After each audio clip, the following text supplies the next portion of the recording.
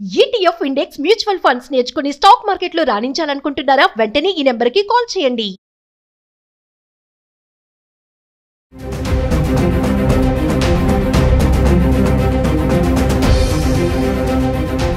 నమస్తే, welcome back to Suman TV. Present మనతో పాటు ఉన్నారు అనలిస్ట్ మందర్ కృష్ణారెడ్డి గారు. నమస్తే సార్. నమస్తే అమ్మా. సార్, కోయంబత్తూర్ గ్యాంగ్ రేప్ గురించి మీరు వినే ఉంటారు. అయితే ఎయిర్పోర్ట్ సమీపంలో 19 years ఓల్డ్ ఇద్దరు ఫ్రెండ్స్ కార్లో ఉండగా ముగ్గురు వాళ్ళు డ్రంక్ చేసి ఉన్నారంట. మరి అమ్మాయిని తీసుకెళ్లడము, అక్కడ ఎవరు లేని టైంలో, ఆ నైట్ టైంలో కూడా సో ఇట్లా జరిగింది. ఇమీడియట్లీ కాల్ చేయడము, పోలీసులు రావడం, యాక్షన్ తీసుకోవడం ఇవన్నీ మనం చూసాం. అంటే ఒక్కసారి మీ అనలైసిస్లో అంటే ఏం చెప్పాలనుకుంటున్నారు? ఆదివారం రాత్రి 2వ తారీఖు నాడు జరిగిన సంఘటన ఇది. కోయంబత్తూరు లోపల ఎయిర్పోర్టుకు సమీపంలో సుమారు రాత్రి 10 గంటల సమయం లోపల ఒక కారు ఆగింది. అంటే ఆ ప్రదేశం అంతా కూడా కొద్దిగా నిర్జనంగా ఉంటుంది. జనం పెద్దగా తిరిగేటువంటి అవకాశం ఉండదు. లైటింగ్ అంత గొప్పగా లేని ప్లేస్ అది. ఆ ప్రదేశంలో కారు లోపల ఒక అమ్మాయి, అబ్బాయి ఇద్దరు కూర్చొని ఉన్నారు, ఏకాంతంగా గడుపుతున్నారు. ఈ పరిస్థితిలో ఏమైందంటే ఒక ముగ్గురు యువకులు వాళ్ళు అక్కడికి వచ్చారు, ఆ ఏరియాకి వచ్చారు. ఆ కారులో వాళ్ళిద్దరు కూర్చోవడం చూశారు. మరి వాళ్ళకి ఏ రకమైన ఆలోచనలు వచ్చాయో మనకు పూర్తిగా తెలియదు. కానీ వాళ్ళు వెంటనే ఆ అబ్బాయిని బెదిరించేసి వాడిని అక్కడి నుంచి పంపించేశారు. ఈ అమ్మాయిని లాక్కెళ్ళి రేప్ చేశారు. ఈ అబ్బాయి వెళ్ళినటువంటి అబ్బాయి ఏం చేశాడంటే వెంటనే పోలీసులకి ఇన్ఫర్మేషన్ ఇచ్చారు. పోలీసులు వెంటనే రంగంలో దిగారు. ఎందుకంటే ఆ ఏరియా అంతా కూడా పూర్తి బందోబస్తు ఉండేటువంటి, ఎందుకంటే ఎయిర్పోర్ట్కు దగ్గరగా ఉండేటువంటి ఎక్కువగా పోలీస్ ప్రొటెక్షన్ కానీ, అలాగే లోపలైతే ఎయిర్పోర్ట్ లోపలైతే మళ్ళీ గవర్నమెంట్ ఆఫ్ ఇండియాకి సంబంధించినటువంటి ఫోర్స్ అంతా ఉంటుంది. సో క్షణాల మీద రాగానే వెంటనే వాళ్ళు బయలుదేరినకు వచ్చారు. వచ్చే లోపలే జరగాల్సిన ఘాతుకం జరిగిపోయింది. వాళ్ళు పారిపోవడం మొదలుపెట్టారు. వాళ్ళకి అర్థమైపోయింది, పోలీసులు వస్తున్నట్టుగా అర్థమైపోయి వాళ్ళు పారిపోవడం ప్రారంభించారు. ఈ పారిపోతున్న వాళ్ళని పట్టుకోవడానికి 7 టీములుగా విడిపోయారు. మొత్తం టోటల్గా పోలీసు బృందాలు 7 టీములుగా విడిపోయి మొత్తం టోటల్గా వాళ్ళని సరెండర్ చేసి వాళ్ళు ఎక్కడికి బయటకు పోకుండా అన్ని వైపులా వాళ్ళు అటువైపు ఒకరు ఇటువైపు ఒకరు ఇట్లాగా మధ్యలో ఏమాత్రం కూడా వాళ్ళు పారిపోవడానికి అవకాశం లేకుండా వాళ్ళు వెంబడించడం జరిగింది.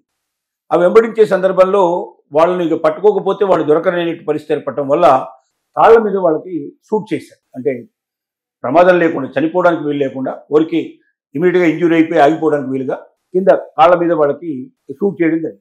దాంతో ముగ్గురు కింద పడిపోయారు. వాళ్ళని హాస్పిటల్లో జాయిన్ చేశారు. వెంటనే ఈ కేసుని కోర్టుకు సబ్మిట్ చేయడం జరిగింది. చాలా క్విక్గా చేశారు. అంటే ఎయిర్పోర్టుకు దగ్గరగా ఉండటం వల్ల, పూర్తి భద్రతా వలయంలో ఉండటం వల్ల ఇది సంభవించింది.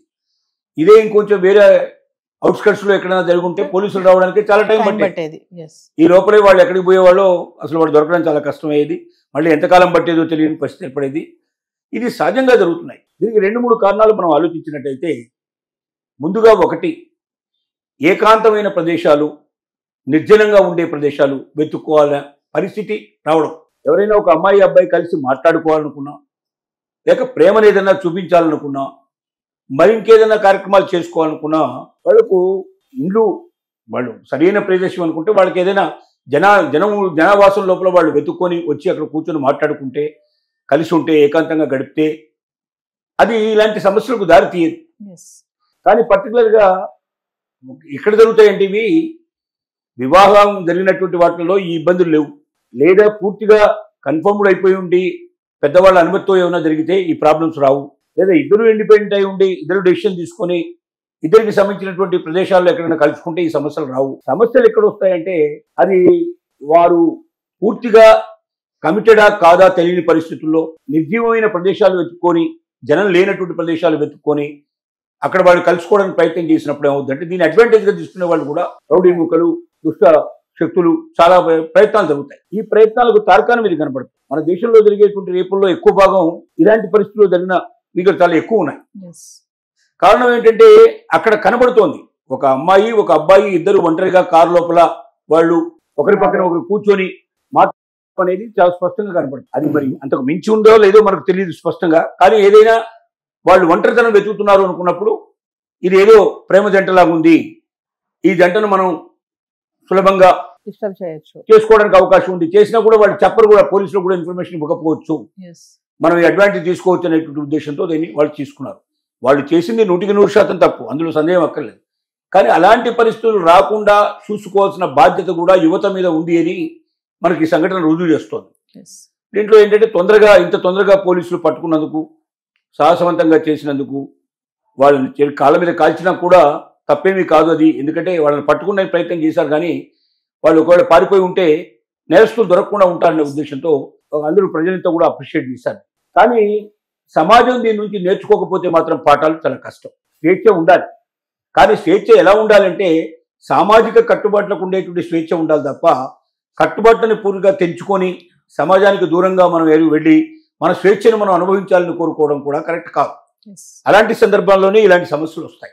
కాబట్టి ప్రతి యువకులు, ముఖ్యంగా యువతకి ఎక్కువగా ఈ సమస్యలు, పెద్దవాళ్ళలో అంటే కానీ కొంత ఆలోచన జ్ఞానం అన్నీ ఉంటాయి, కానీ యువతలో కొద్దిగా ఆలోచన తక్కువ ఉండడం, ఆవేశం చాలా ఎక్కువ ఉండడం, త్వరితగతిలో నిర్ణయాలు తీసుకోవడం, ఆ నిర్ణయాల ఫలితంగా వాళ్ళ జీవితాలు నాశనం కాకుండా వాళ్ళ కుటుంబాలు కూడా బెదారణ పడాలి పరిస్థితి. ఇప్పుడు ఆ అమ్మాయి సంగతి బయటపడింది, అబ్బాయి సంగతి బయటపడింది, వీళ్ళు ఒంటరిగా ఎయిర్పోర్ట్ దగ్గర ఎందుకు ఏకాంతంగా గడపాల్సిన పరిస్థితి ఏర్పడింది అనే విషయం సమాజం అంతా కూడా చెప్పుకోవడం ప్రారంభమవుతుంది. రేపటి నుంచి ఆ కుటుంబాలు బెదారణ పడే పరిస్థితులు ఏర్పడతాయి.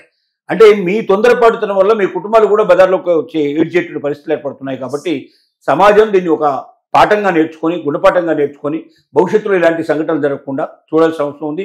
పోలీసులు కూడా ఇలాంటి ప్రదేశాలకి ఎక్కువగా ఎప్పుడు పెట్రోలింగ్ అనేది కంటిన్యూస్ గా జరుగుతూ ఉండాలి.